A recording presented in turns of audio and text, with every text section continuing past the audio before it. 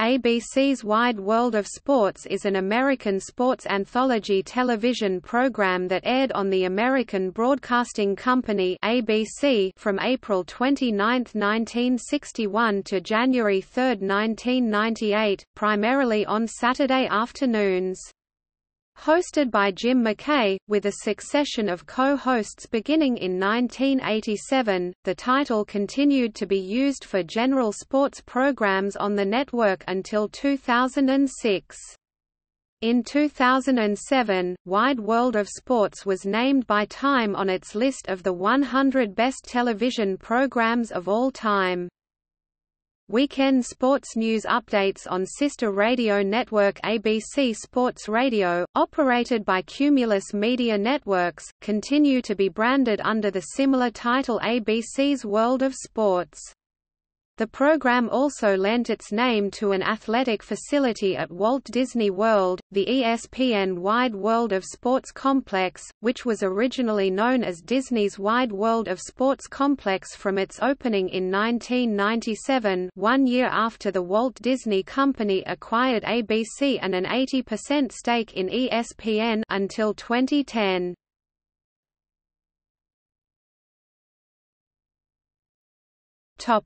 History.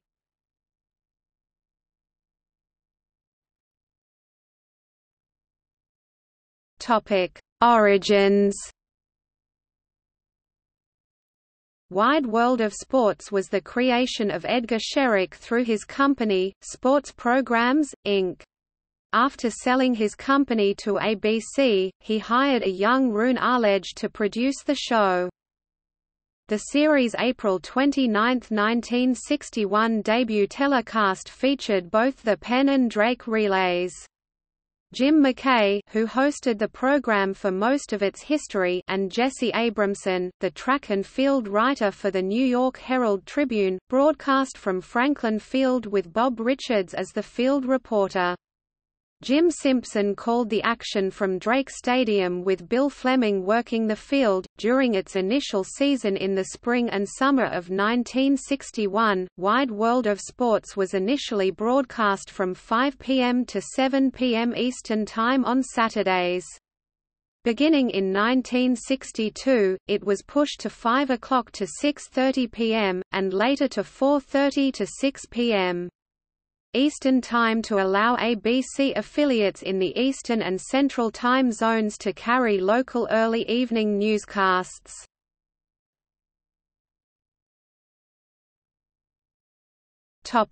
Successful spin-offs. In 1961, Wide World of Sports covered a bowling event in which Roy Lone beat Pat Patterson.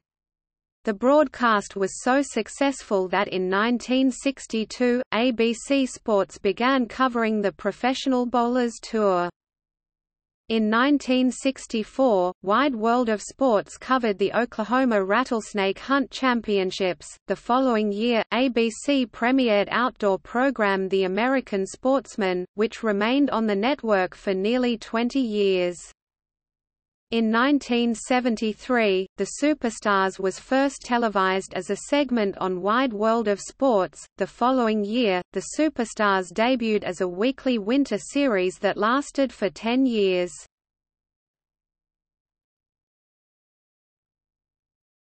Topic: Athlete of the Year.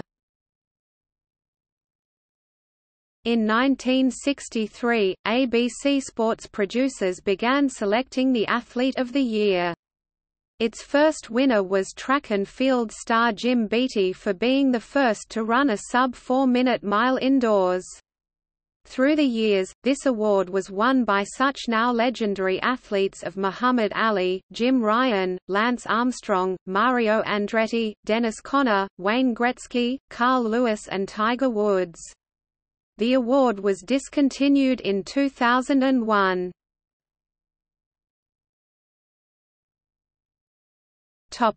The end of Wide World of Sports.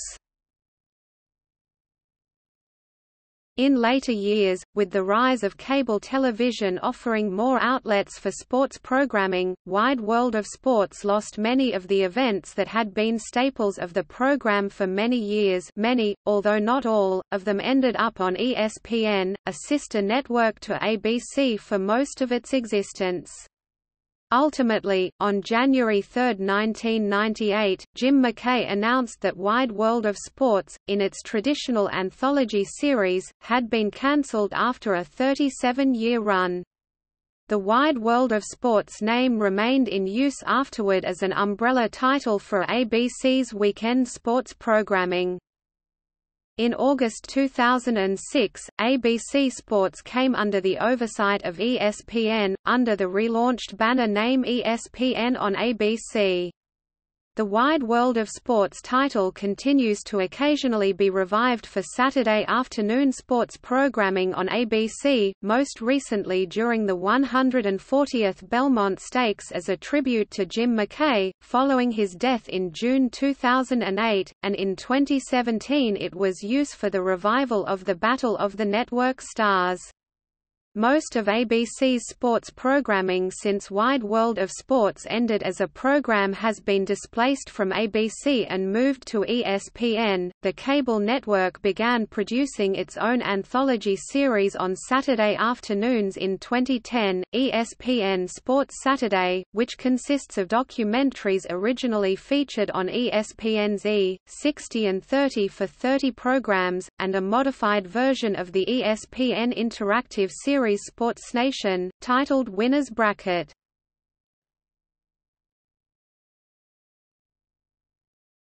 Topic: Format.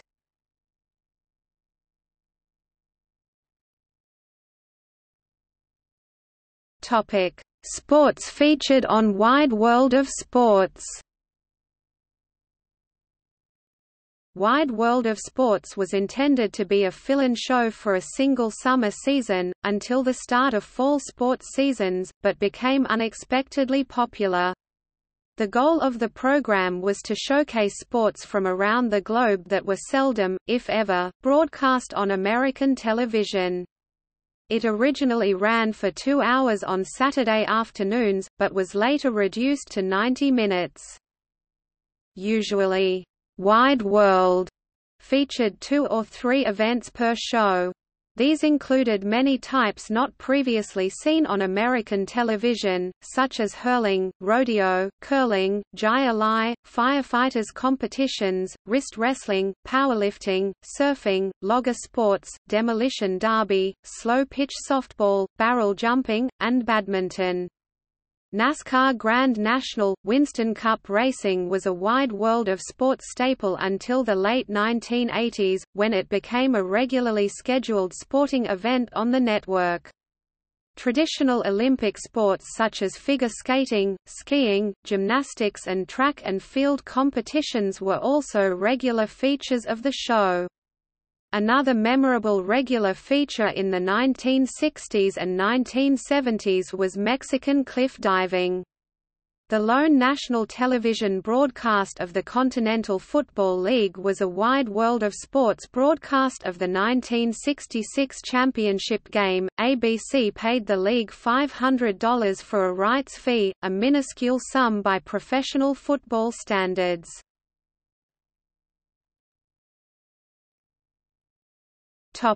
Firsts.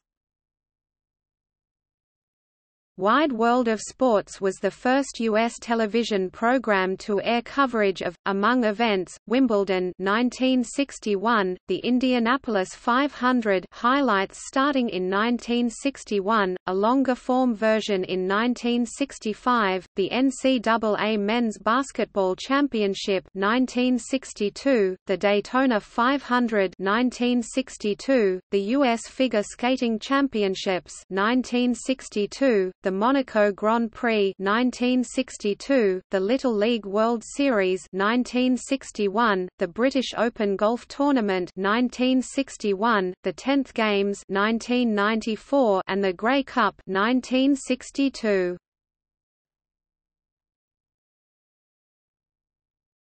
Topic: Introduction.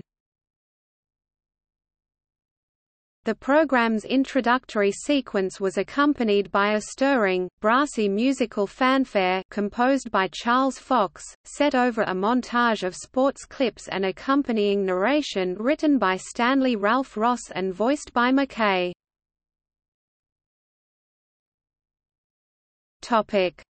The Thrill of Victory.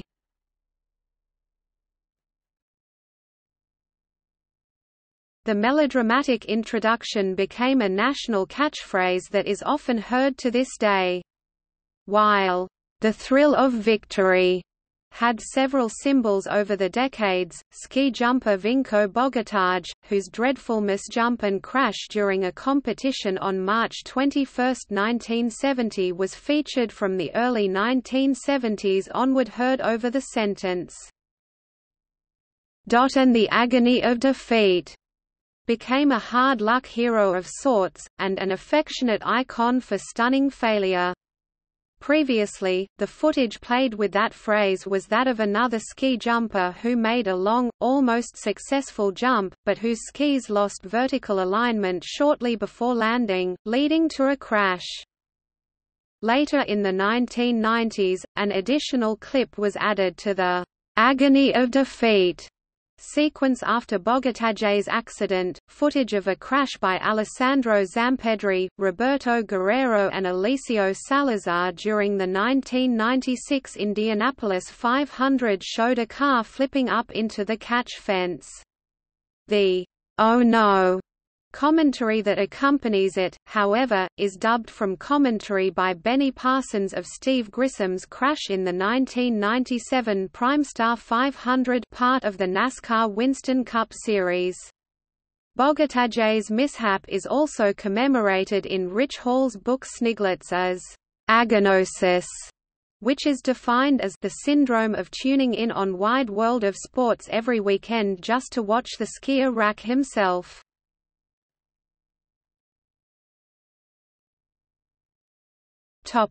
Announcers.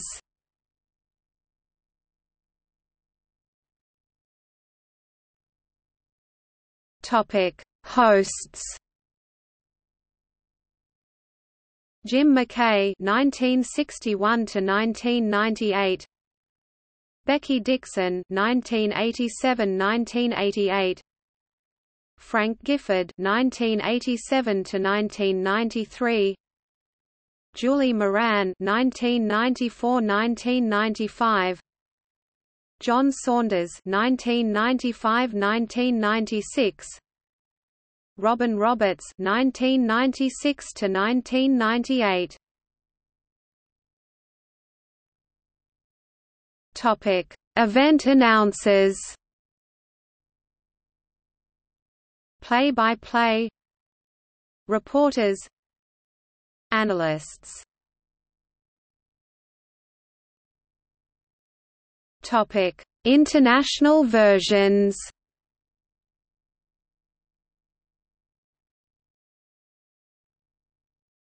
Topic: Canadian version. During the 1970s and 1980s, a Canadian version was aired by the CTV television network. Licensed by ABC, the CTV broadcast included a mix of content from the American show, and segments produced by CTV and its affiliates.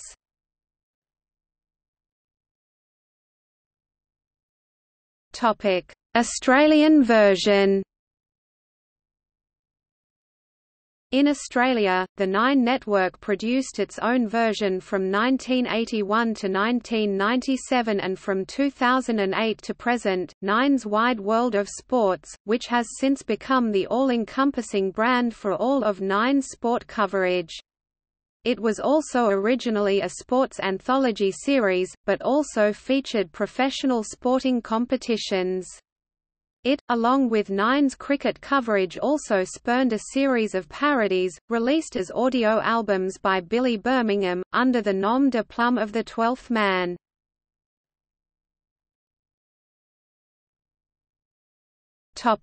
Mexican version. a program partly inspired by the U.S. version, known as Deportivo, El Ancho Mundo del Deporte Deportivo, The Wide World of Sports debuted on Canal 13, at the time the Mexican government's public television channel, which later became Imevisión, on January 6, 1974. The program continues to air on Imevisión's successor TV Azteca, becoming one of the longest-running programs in the country. It was hosted by José Ramón Fernández from its inception until 2006, and is currently hosted by Antonio Rosique, Luis García Postigo and Christian Martinoli.